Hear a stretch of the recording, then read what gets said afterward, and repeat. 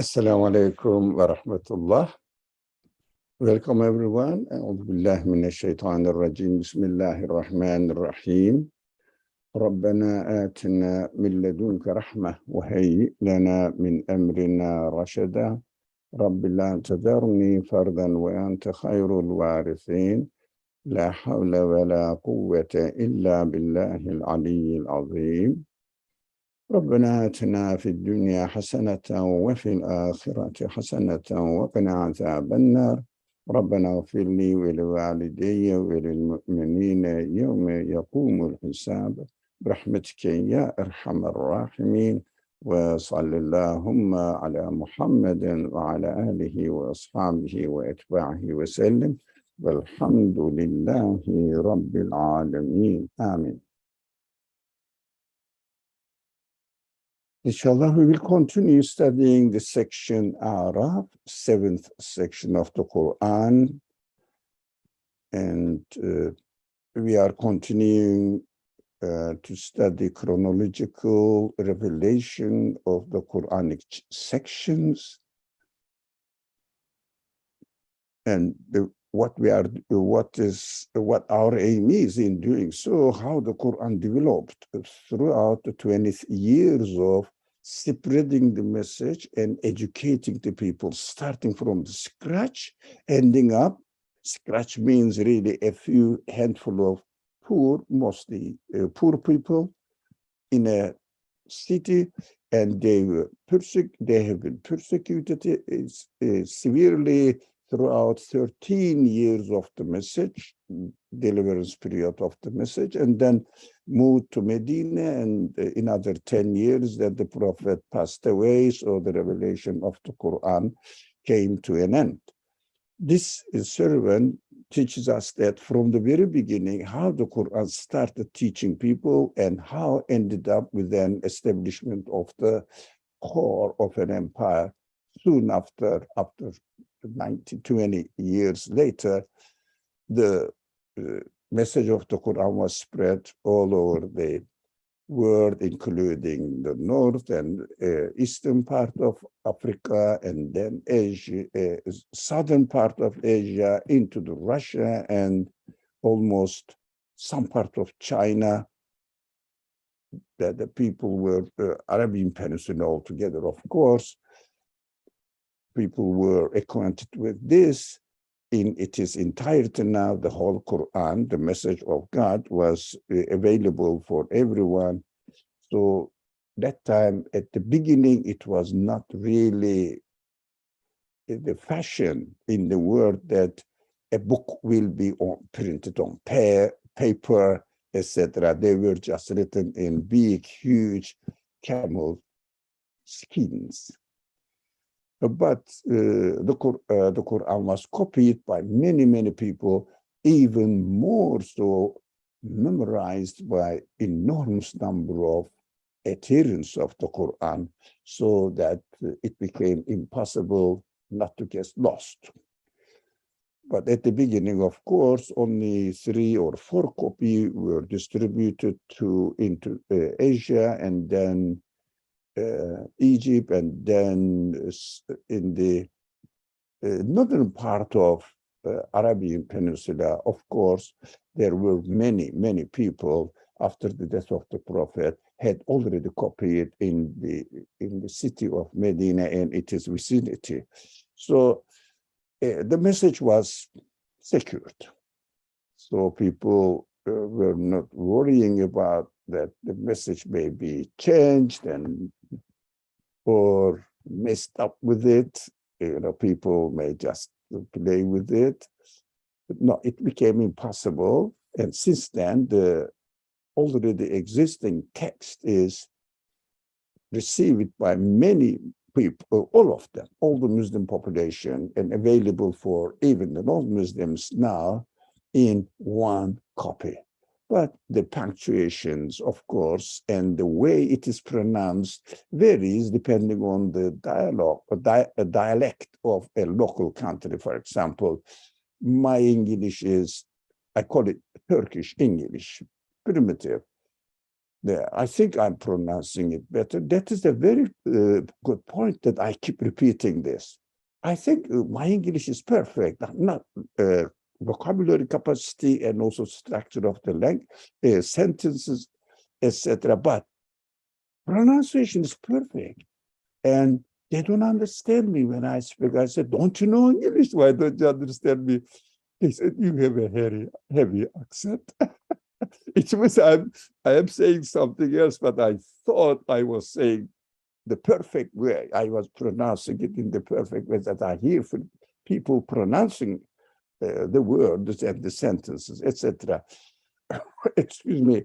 It was the case with the recitation, the way it is pronounced, and the way the people are used to, again, articulate the words in a different pronunciation, depending on the dialect, the local dialect.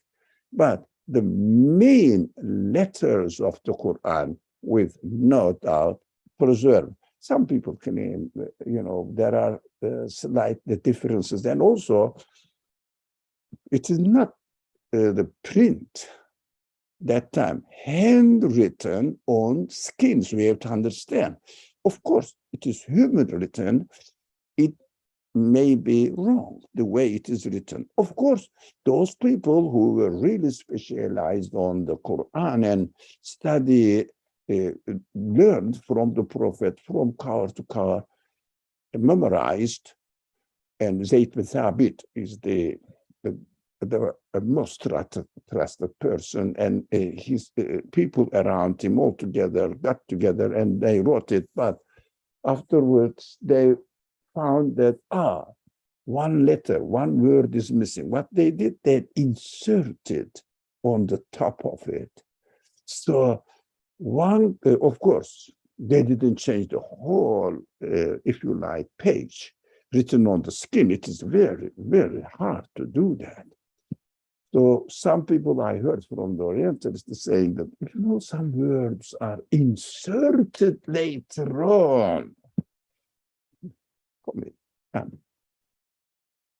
They know history of the way the Quran was written better than me. They are the experts on this subject, trying to find out excuses. I don't know their intention. Of course, I cannot decide about people's intention, but it doesn't seem to be either well scholarly made research or some other hinted, agenda. I don't know. We don't know what the people are doing. So let's come to this point. We studied up to verse 42. So it says, وَالَّذِينَ آمَنُوا وَعَمِلُوا الصَّالِحَاتِ لَا نُكَلِّفُ نَفْسًا إِلَّا وُسْعَهَا. Now the translation is, but for those who believe and do good deeds, of course, and then we don't really burden any soul, any human beings with more than it can bear. Now, what does it mean? More than I can bear. But the Quran, they say it's so deep, endless, layer by layer. Of course, those people who study the Quran, they realize that really, and as a poor guy, and they're trying in an amateur way to understand but make sense of it. My methodology of studying the Quran and the purpose of studying the Quran is different. How do I apply this belief, teaching side of the Quran, even in the example of, for example, the Battle of Badr has been really dealt with in detail in the 8th section of the Quran, which is Anfal. There are many things that are mentioned. I will give you an example. For example, it says, excuse me, it says, if you believe in God, you can really overcome 10 of you can overcome 100 of them, because they don't believe and they are hesitant in their life, very careful, fragile, because they have only one life. I mean, this is my explanation. And if you have 100, if you are 100 of them all together in odds, and you will win over 1,000. And then immediately the verse afterwards, I know you may have some weakness in your belief in the hereafter. Then you can,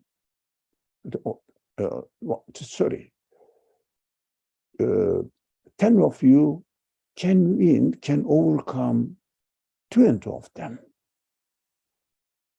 1,000 of them, I think 100 of them can overcome 1,000 of them. And 100 of you, sorry, I made a mistake. I confused. 100 of them, 100 of you can overcome 200. Now the proportion changed. In the previous verse, just the previous verse, it said 10 of you can overcome 100 of them. In here, the proportion is 10%. Only the believers are 10% of the unbelievers, and God guarantees that they can win over these people. And in this following verse, it says 100 of you can overcome 1,000 of them. 1,000 of you can overcome 2,000. No, not 100 of them can overcome 200. Come on, what am I doing? And 1,000 of you can overcome 2,000 of them. Now they say, oh, there is a contradiction in the proportion. Before it was 10%, now it became 50%. Then there is no contradiction. And now, first of all, there is no contradiction, because the stronger the faith you have, the more success you will have, because you will feel confident in your faith. All right. As the faith becomes, excuse me, just a minute. Something happened and I did something. No. Yes, I did something. You see, all right. I did something wrong. Let me say. Okay. And in the second one, 50%, not really 50% of believers and 10% of believers against the unbeliever. Now we understand that. How can we resist the problems of this age to overcome the influence of the civilization and overwhelming principles of life, explanation of my existence in the world? The stronger I believe in God and the hereafter. If I work on my belief and get the evidence, learn from the Qur'an and, of course, from the hadith narrations, the prophet narrations, the more I learn the evidence, the stronger I will have faith in God and in the hereafter. The more I am equipped with the evidence, my resistance will be even more than, how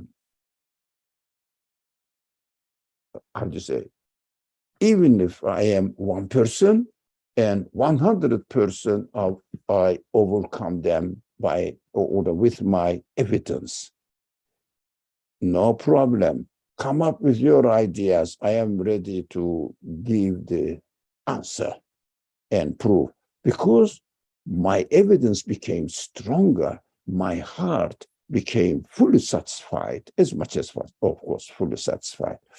This kind of transformation from battlefield turned into real life battlefield, nothing to do with killing, but everything to do with killing unbelief, the ideology of unbelief. And this is the point. This is what we have to do with the Quran nowadays. Everything needs to be transferred into practical life, because Quran, by definition, must be presenting simple examples took place in the life of the Prophet, but behind it, the readers are expected to extract universal principles. What is the universal principle we learn from these two verses? Depending on your faith, you can resist the attack and influence of the environment, fashion, ideologies of your time and place. That is the universal principle. Every age will have its own problems. Every geographical field will have its own problems. And using the same verses, mentioning about an event happened, it was extremely important during the Muslim community, believers community of that time, but I am not in a battlefield. I'm not going to kill anyone if I am under attack. Even nowadays, if I am under attack, I want to defend myself, but not by myself.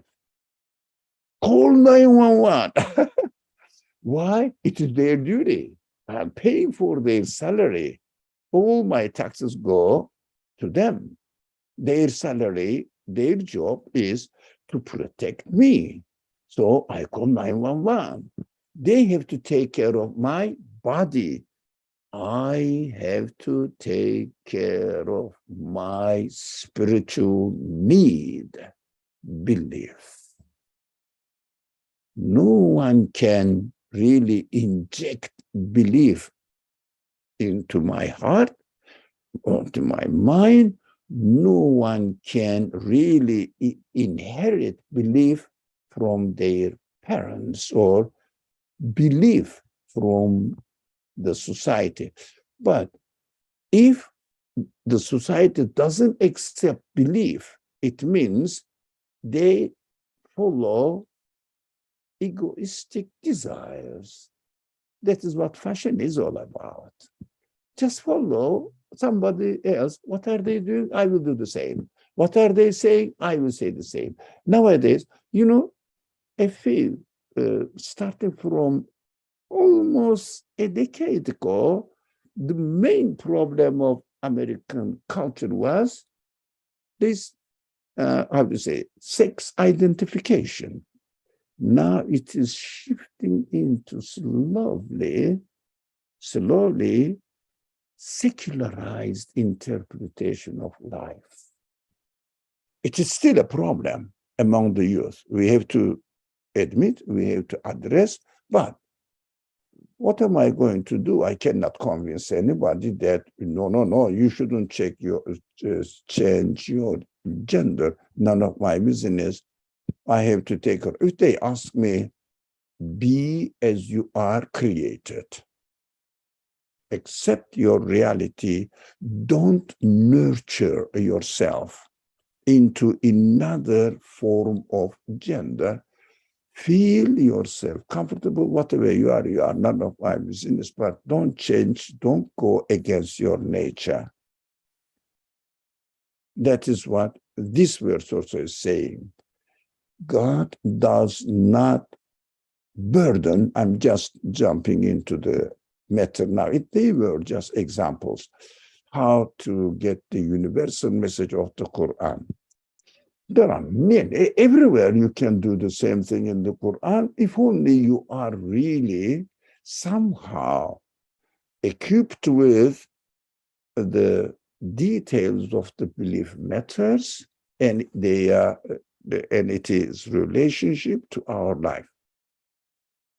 So if you want to really protect yourself, stand up before any influence of the society which uses unconscious minds, not really thinking, what am I doing? Why am I wearing this? What am I saying this language? What am I using? Why am I using this vocabulary? What am I saying that the nature is happening like that? It's natural, isn't it? So, I have to take care of my life. So I have to do this as if I am free in this world, in my existence. In my existence, I'm free to choose, but in my existence, I am dependent totally on the one who gave me my existence. So I have to understand what my existence, the nature of my existence is, how it can come into existence. So how am I equipped with my human qualities? Is it possible, as they claim, that it is the function of my body, my cells, my DNA, whatever they call it, I don't care. Anything to do within this universe, all the parts of the universe have to follow its order, and matter cannot make itself into an order. Why? It has no choice. It has no innate quality to choose anything, adapt himself, try to preserve its existence, its life. Why? Where did they get it? Matter cannot be the source of existence of any human feelings, human desires, human fears, etc. So it is so complicated. Our life is not that simple. So now, if we understand that, my responsibility in order to believe in what this universe, what every single being within this universe refers to, that I am the product of a being or a thing which is not subject to being created, in need of being created. Every part of the universe needs to be given existence because they are subject to the order, they are subject to continuous change, they have no innate quality to control their change, they have no innate quality to resist the already existing order. So whoever has established the order of the whole universe must have put every part of it in arranged it within a perfect order. And what is even more surprising, the order continuously renews itself and continuously gets the form of a new order. Every moment, the whole universe is subject to change. We should never forget that. And this change is taking place within a perfect order. Changed, but orderliness never, ever changes. It needs definitely a conscious agent to explain this matter. Then these conscious agents must have infinite, absolute qualities. It cannot be describable within the conditions of this universe. We cannot liken it to anything of this universe, because the universe, every part of the universe, needs to be given existence. That's why atheists, normal people, believers, regardless of their attitude, their belief system, all of them look for the cause of anything which happens. What is this? What is this? Some of them says, the previous state. For example, I was yesterday. Today, I'm a different person. Yeah? Look at my life story. I was younger than any of you here. It's a joke, you know. But I am, as you see now, wonderful old man, needy. So can I stop it now? Because my order of existence or the order of my existence continues to change and I cannot stop it. The order of the, let's say, simple example everybody sees that the moon and the sun cannot change. Order of the existence of the atoms and electrons, whatever you call nuclear, whatever you call them, cannot really stop changing because they are always subject. Use and, well, not very, it's an unfavorable word, slave of the one who established them within an order, who created this universe and put them in an order which is under his command. Absolute being must be. That is my logical conclusion, and my logical conclusion is or requires that the source of existence must be the one who is not a part of the universe. What does it mean? He cannot be of the nature of created, needy, dependent.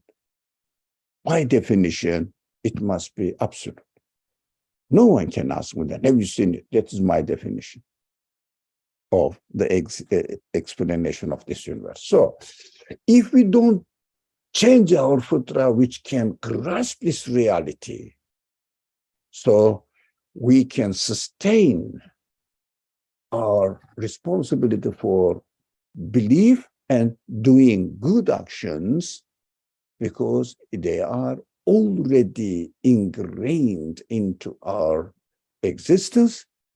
We call it simply spirit as a human being, not ingrained into my body. My body has nothing to do with my human side.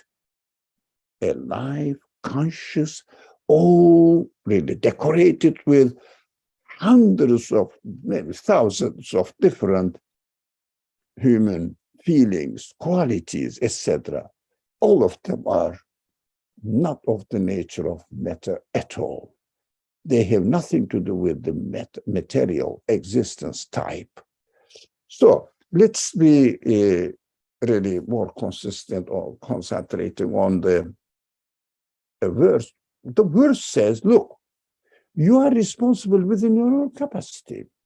Yeah, because God says, the Creator speaks here that I created you with the capacity and I offered you a responsibility for you to understand, to act accordingly within your capacity. So by definition, no one can say that, look, I am really reasoning, not understand the source of existence. But I am very much convinced with the way that this nowadays in quote unquote scientists, yes, scientific studies is different from how they are interpreted by certain people.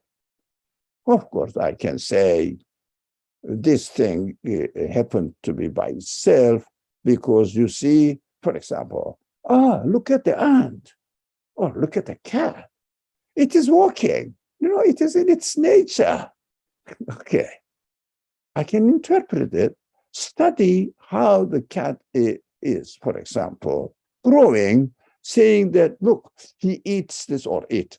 or the cat itself eats this and that, and it is digested and by the cells. Of course, I see that there is an expert on the subject. I should really stop talking and he must pick up the mic and speak. Come on. Yes. You're good, Abby. You're good. Yeah. You're good. Can you hear me? Yes, of course. Yeah, you keep continue. You're the expert.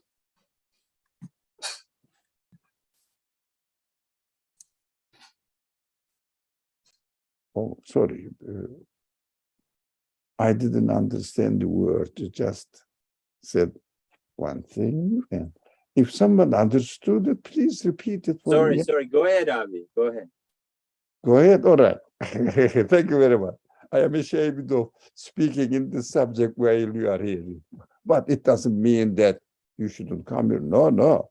I shouldn't go into this subject. I'm not a specialist. I'm not talking there. But why I'm talking only about what? The matter cannot be the source of existence of its qualities. I cannot be the source of existence of my qualities.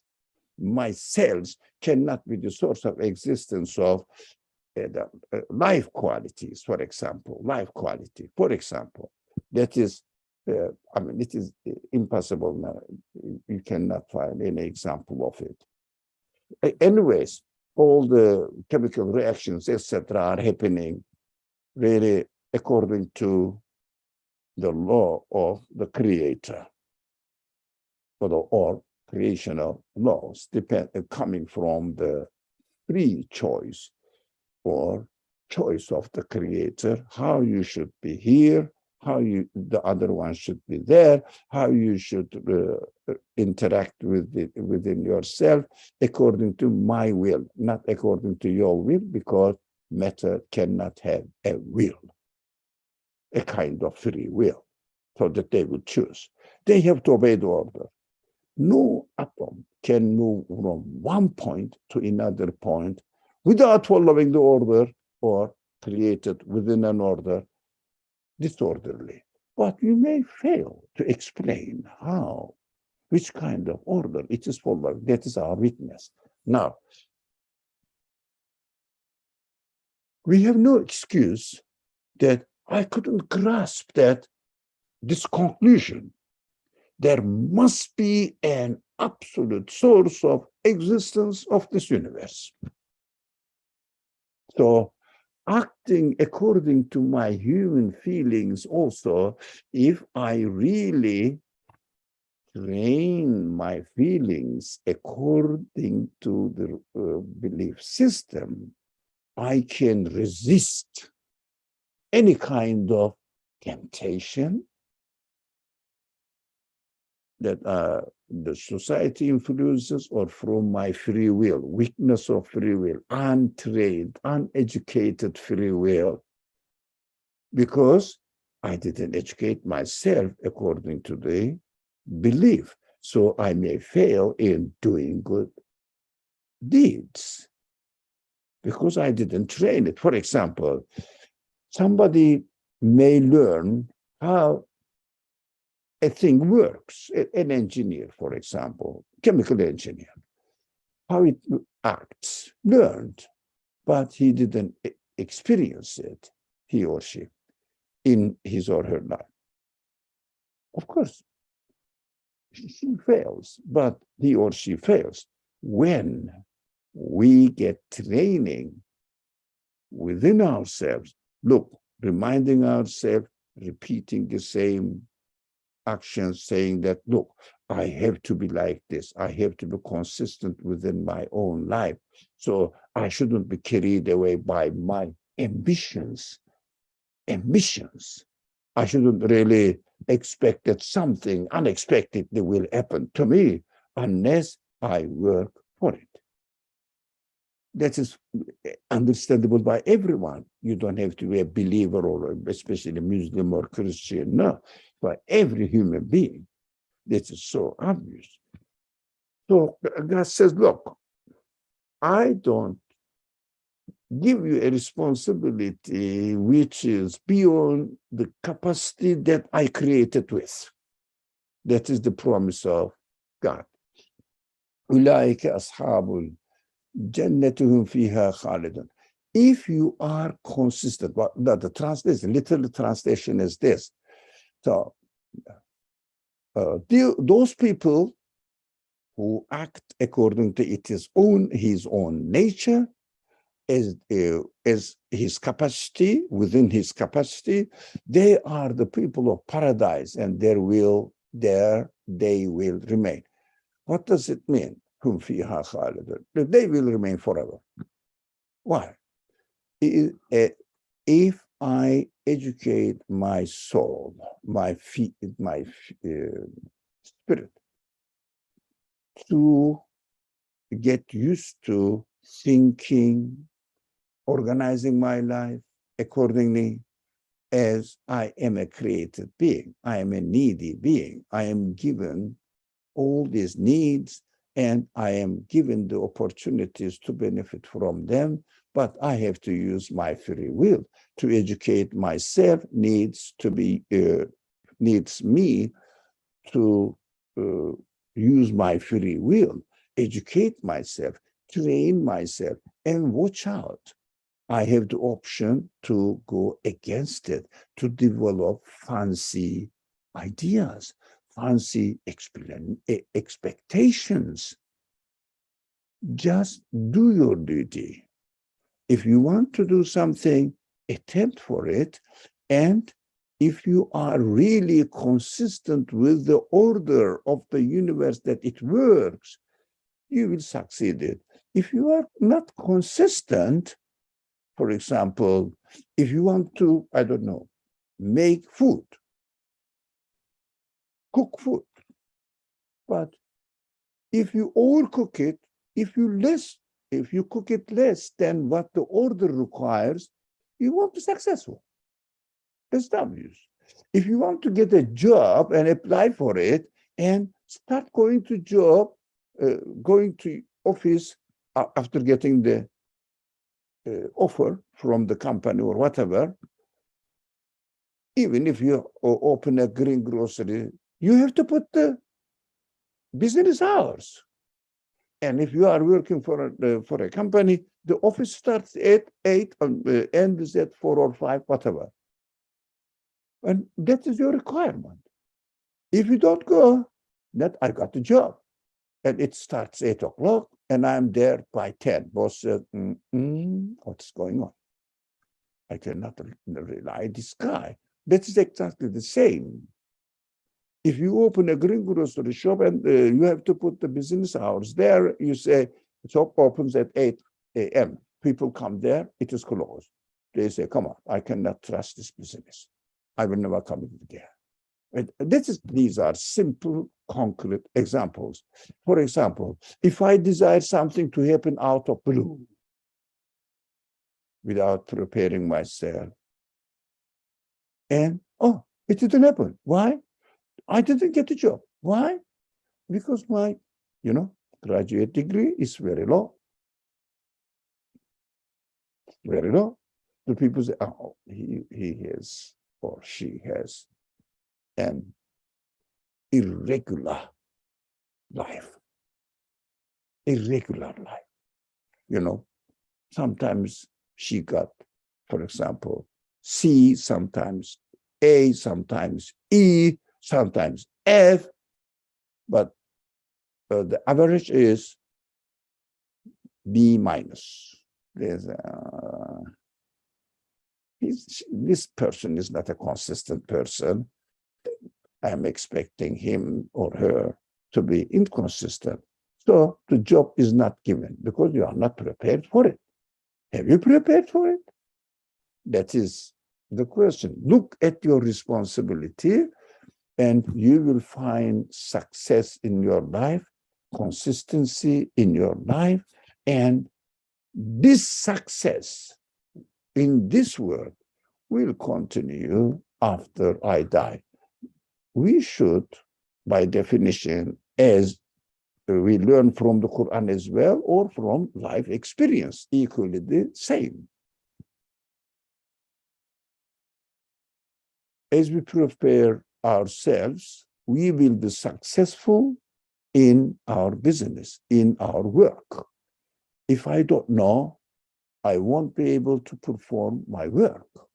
If I learn the best, I will be the most successful person in work. Exactly. The result will continue as you graduate from the school. When we graduate from the school of the universe, this existence, the life on this earth, we will continue the level of success we had here, continue that.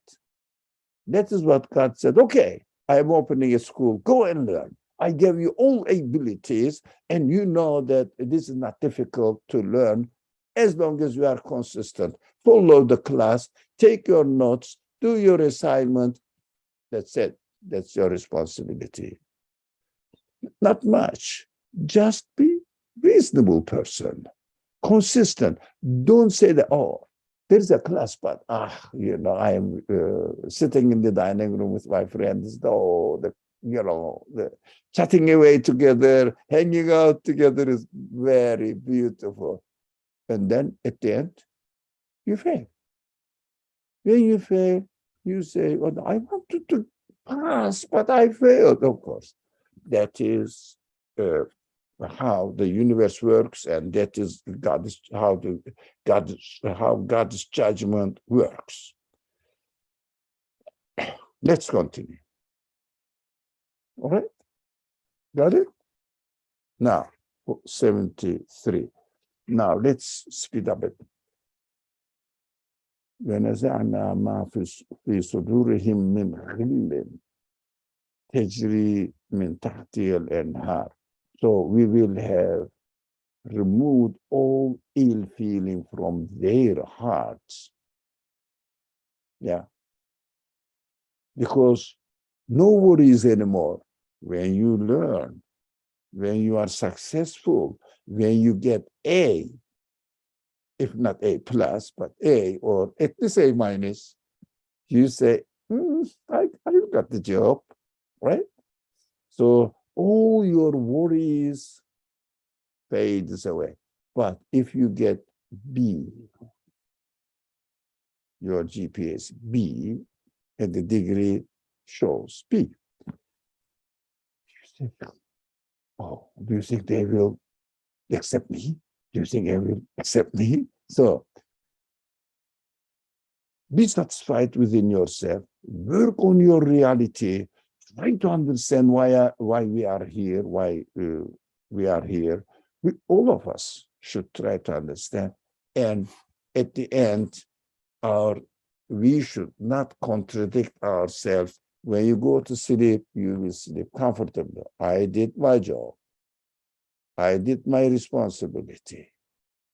Today, I didn't really follow my egoistic desires and wanted fancy things to happen to me, just forgetting about my natural needs.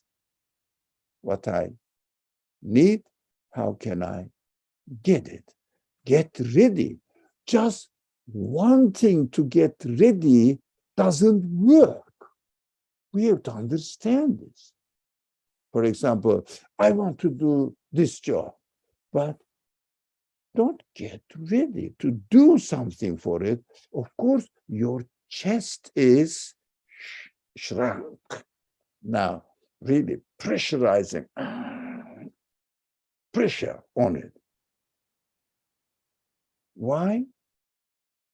Simple. You haven't done your duty. And say, I want it, God didn't give me. No, not God. Don't say that you didn't have anything to do with God in your responsibility. Now you remember God when you are not given. When you get it, I was successful. I did the best. I got A plus. Then you say, when you get F, oh God, I don't think you success. Okay, that is the word. So if we are consistent, look what I'm saying, consistent within our nature, don't contradict it. Don't go against your natural needs. Don't misuse your free will. For example, if you want to do something in a hurry, so you step the order to follow, and the result fails. And you complain. No, do your job properly, and you will be successful. You know that you are going to be successful. You will develop your self-confidence if only we are consistent within our nature. So we have to follow these recommendations here. We will have removed all ill feeling from their hearts, because I know I've done my job. So I'm comfortable. I've got my A+ grade in the exam, in the test. Comfortably sleeping. The one who gets F cannot sleep comfortably. So if I'm successful, rivers will flow at their feet, and they will say, oh, praise is due to God. Yep. Alhamdulillah. Who has guided us to this? It means to this end. Who has all praise due to God, because he gave me the opportunity. Although I said, but I worked hard. But while you are working hard, you use your already given abilities. Already given abilities. You didn't misuse it. Congratulations. But when you are successful, you cannot say that that is my success. No, I am blessed with the creator of me, with the success. How? I followed the way he asked me to follow. And I am here now with the success. So who has guided us to this means? By creating us with all the equipment needed to be used, and we have been given free will to use it or waste it or misuse it. So if I am not successful about what I want to do, what can I say about this matter? I'm not successful. All right.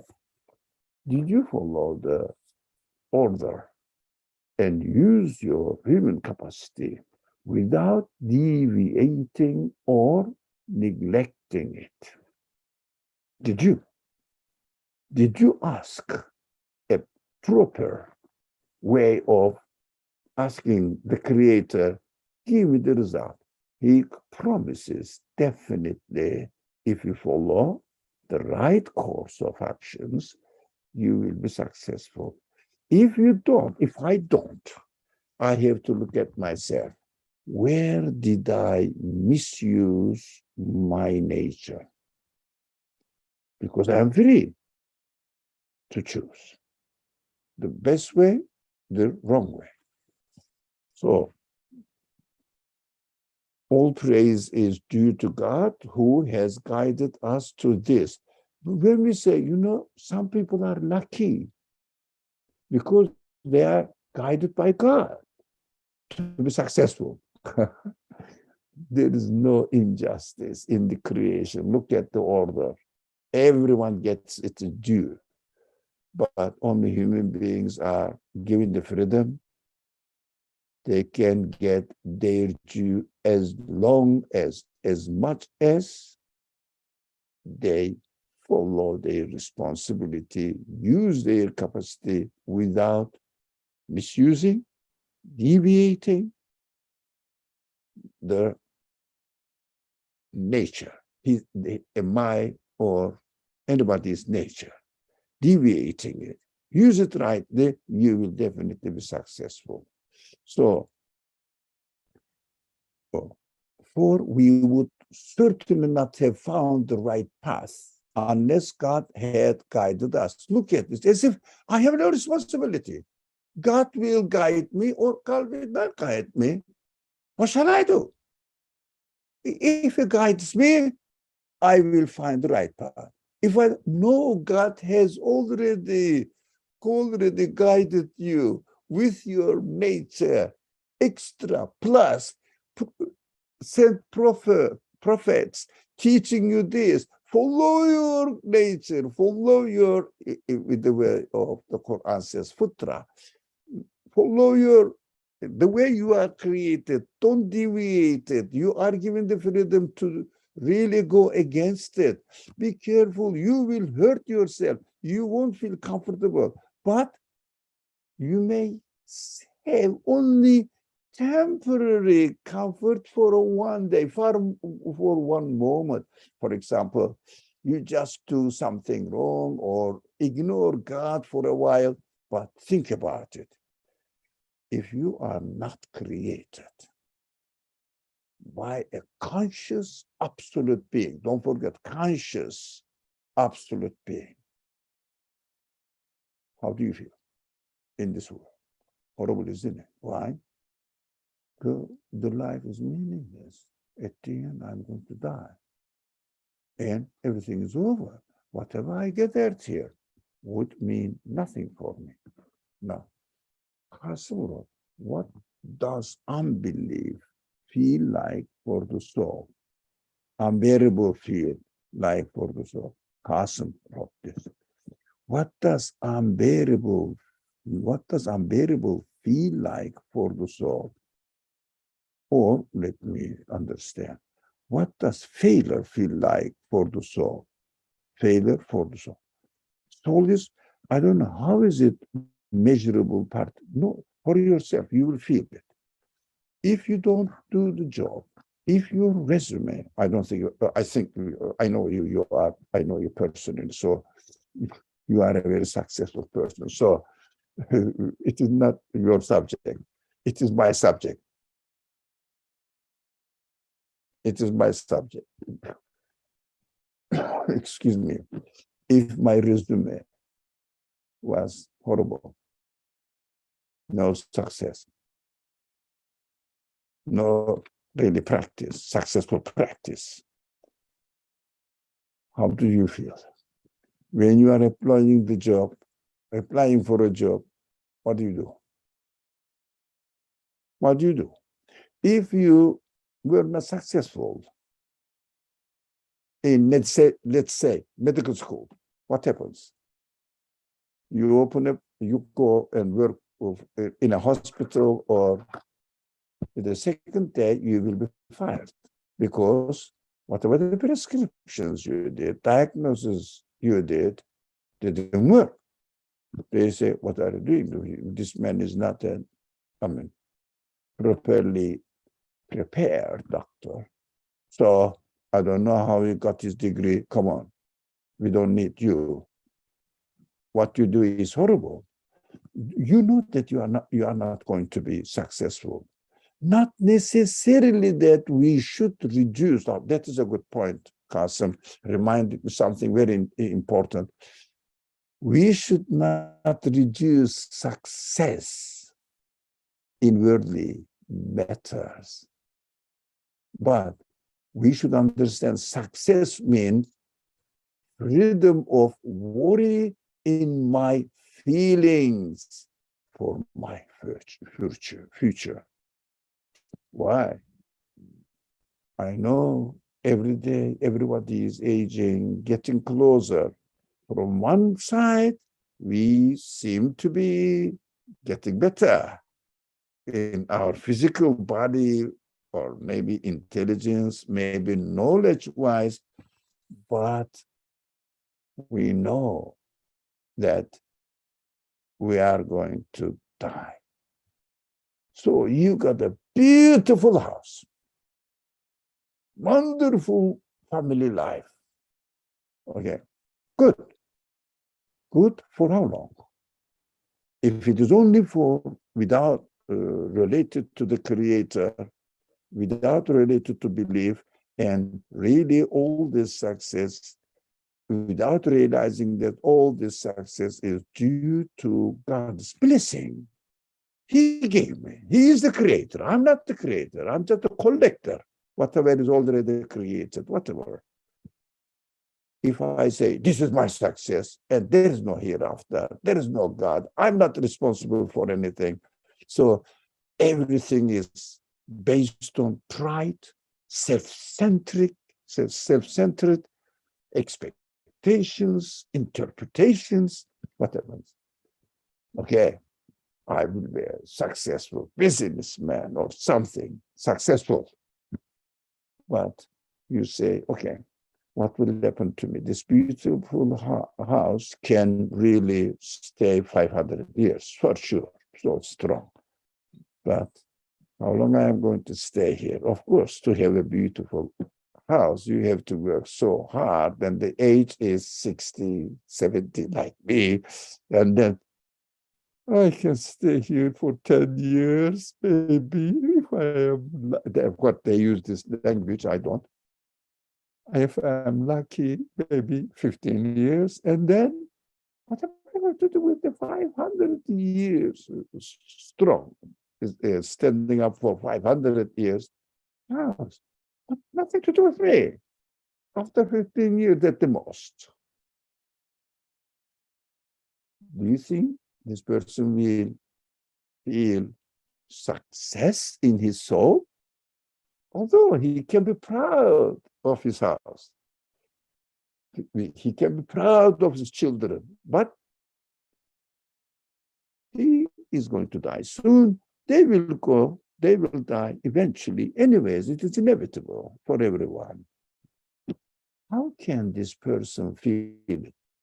If you know that something is temporary, you don't feel comfortable. You don't feel very satisfied with it. That is how I understand that we can feel in our feelings. So the Qasim continues, okay, Qasim continues, that answers it, whatever. So the ill feeling is a feeling of unrest when it comes to one's eternal state of being. Yes, but if someone thinks that success is making more money, having more property, having a perfect family life and children and environment, friendship, and reduces it to it, they can only go until we are put in grave. So Ilhan says, you will never feel fully satisfied. You will either feel depressed or always try to something new, always keep yourself busy. If you don't really put yourself in relationship with God, you will not have time to think about the feeling of failure. Or Ilhan, I understand, if you are not connecting your existence to a conscious absolute being and knowing that everything is created by him and we are just begging by doing something, following the order, please create the result for me, create the result. I cannot create. I cannot guarantee my life tomorrow. Even I cannot guarantee really that I will be living tomorrow. I will have the same thing for tomorrow. Suddenly people say, oh, he had a heart attack. He is in hospital. The second day, he passed away. Oh, he was a young man, just 40 years old. Unexpected. You are proud of, maybe, not you are really somebody. You are really aware of what's going on in this world. That's why you are here in this class. So, the time is up. So you are driving the car, the perfect car. Suddenly somebody comes from behind and your car is crashed, maybe went out of the road and declared, as the hospital people, the doctors say, X means passed away, died. That's it. That's our reality. So I'm sorry. those people who join from my time slot, it means we need to pray at Maghrib prayer. So I have to stop here, and inshallah we will continue. Inshallah next week, and I would like to see you Wednesday, Saturday, and next Monday, inshallah. بسم الله الرحمن الرحيم سبحانك لا علم لنا إلا ما علمتنا إنك أنت العليم الحكيم وآخر دعواهم